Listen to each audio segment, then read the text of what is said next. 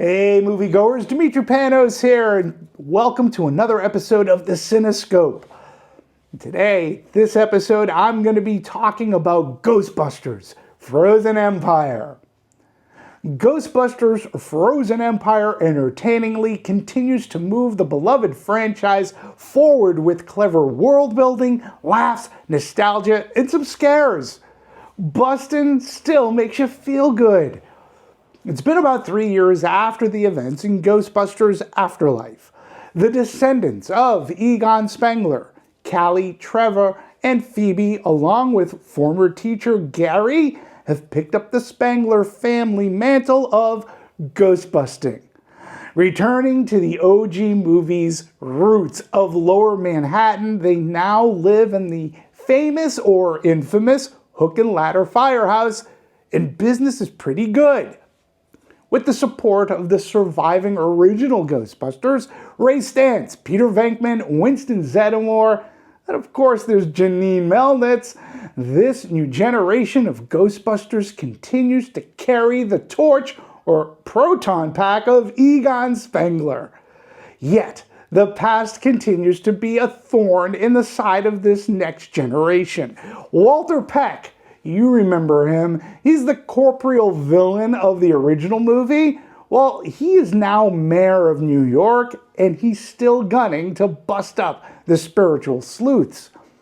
Considering the profession of ghostbusting to be a hazard for children, Peck puts a mayoral order out and sidelines the group's youngest. That's Phoebe. Well, this couldn't come at a worse time. Phoebe's already dealing with those awkward teenage years and finding out where one fits in with family, friends, and just life in general. Because Phoebe, like her grandfather before her, well, she's the fearless brains of the operation. But her mom and Gary are now actually siding with the mayor, and they're enforcing his ruling, and they're sidelining her. So Phoebe naturally feels alone and without purpose. And to make things even worse, there's a new evil apparition that's come to take a big bite of the Big Apple. Garaka, an all-powerful demon who can literally freeze people in fear. Ghostbusters Frozen Empire perfectly balances and blends the old with the new. In fact, it embraces its past. It uses it to infuse the next gen with passion and energy. Stantz, Venkman, and Zeddemore not only subsidize and grow the operation to now include a paranormal research center so that even in their golden years, they remain relevant and, more importantly, useful. Look, I'm really not sure if Afterlife and Frozen Empire can be considered as the passing of the torch, for the original characters are still a part of the world, albeit they're in different roles. They've just never left. It's as much a continuation of their journey as it is these continuations of adventures of these younger characters. I believe Afterlife and Frozen Empire kind of parallel the original Ghostbusters and Ghostbusters 2. The original Ghostbusters is movie magic. It was a dream of Ivan Reitman's to make a horror comedy akin to the Abbott and Costello Universal horror comedy classics. And he took the comedic stars of the time, comedic stars who were on their way to becoming, well, comedic cultural icons. And Reitman made a movie that entertained all audiences. Ghostbusters was lightning in a bottle, and it became a huge hit. And while I wouldn't label Ghostbusters as a kid's movie, that is the audience that it truly struck a chord with. And Frozen Empire even makes a fun reference to this in a scene that spotlights the influence the Ghostbusters have had to pop culture. It highlights television ads hawking toy proton packs and cereal. And those products, they were real, by the ways. Kids wanted to be Ghostbusters. They dressed up as their favorite paranormal scientists and saved their neighborhoods from ghosts and goblins. So it made sense that Ghostbusters Afterlife had young teens being the heroes. Take the character of Phoebe, wonderfully played by McKenna Grace. Phoebe is the embodiment of those kids' dreams, fighting evil spirits. Phoebe is smart and nerdy, probably not unlike those wishing they could strap on a proton pack. And McKenna Grace plays Phoebe as a fan. She seems very comfortable in uniform with that said proton pack on her back. She is no less enthusiastic here in Frozen Empire. Again, wise choice, putting focus on kids rather than the adults. Also reprising the roles are Finn Wolfhard as her brother, Trevor, Logan Kim as Podcast, the content-creating geek of the supernatural, and Celeste O'Connor as Lucky, who found her lucky ticket out of Oklahoma by becoming a paranormal scientist herself. So, their being in New York makes sense, and they again get to contribute to the story in major and fun ways. Well, there are some new to the party as well. Kumail Nanjiani as Nadim. He's a reluctant hero, and he adds a lot of humor to the movie. Then there is Emily Allen Lind. She plays Melody, a specter who's been unable to find her way into the light. She unexpectedly bonds with Phoebe, and their friendship adding a layer to that connection that Phoebe is looking for.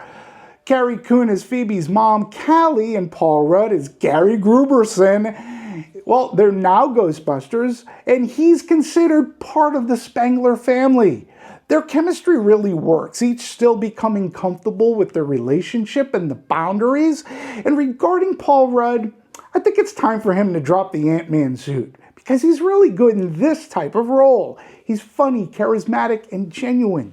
He contributed to a lot of the high-spiritedness of this movie. So it was also a ton of fun seeing Annie Potts as Janine Melnitz. Her character was kind of underutilized in Afterlife, but here in Frozen Empire, she's given a bit more to do, and if you've watched the trailer, you know she suits up. Then there's William Atherton, who reprises his role as Walter Peck. He continues to be the human foil to our heroes.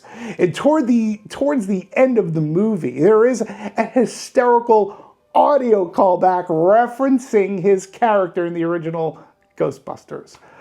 Well, of course, I have to talk about the original Ghostbusters surviving members. That being Dan Aykroyd, Bill Murray, and Ernie Hudson.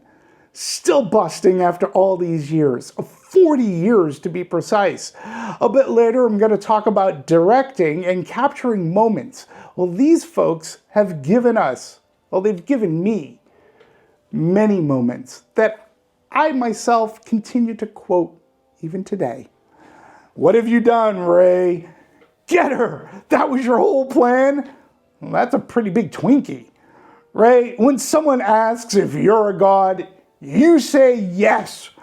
You don't know what it's like out there. I've worked in the private sector. They expect results. Hey, yeah, it's true. It's the Stay Puft Marshmallow Man. Like I said, moments that are unforgettable. So for me, it's a pleasure to continue to watch them in these roles. I, for one, am happy they're still involved, even if it's just for support, because they do it so well. It's that foot in the past that gives me the feels. Speaking of callbacks, writers Jason Reitman and Gil Cannon take great care ensuring that the callbacks, whether it be a line of dialogue or a visual cue, of which there are many here, they're not forced or gratuitous. Audiences familiar with the original two movies will love all of these Easter eggs. Afterlife was an homage to the wonderful Harold Ramis.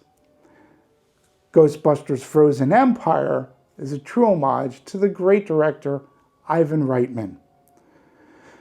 Reitman was never a flashy director. He focused on character and comedic beats.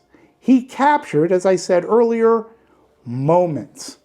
Gil Cannon mimics that style here. He makes sure the action doesn't overtake the characters. It's an old school type of storytelling, focusing more on reaction to the spectacle rather than the spectacle itself.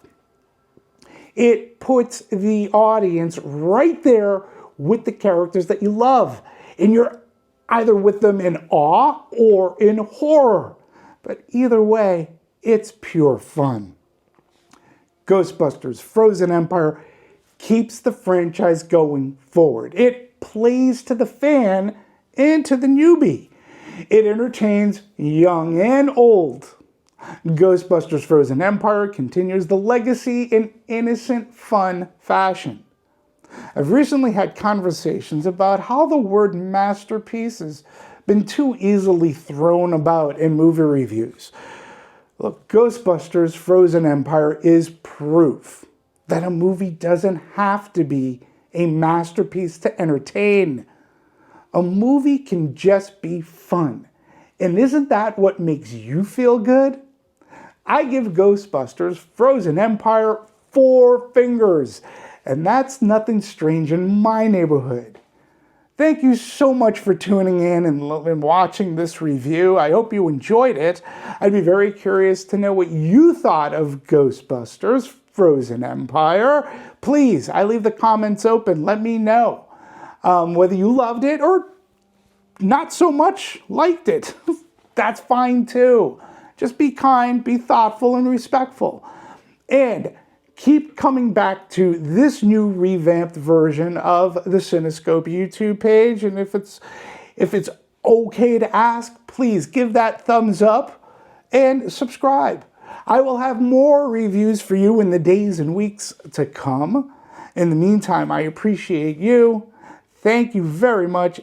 I'll see you at the movies.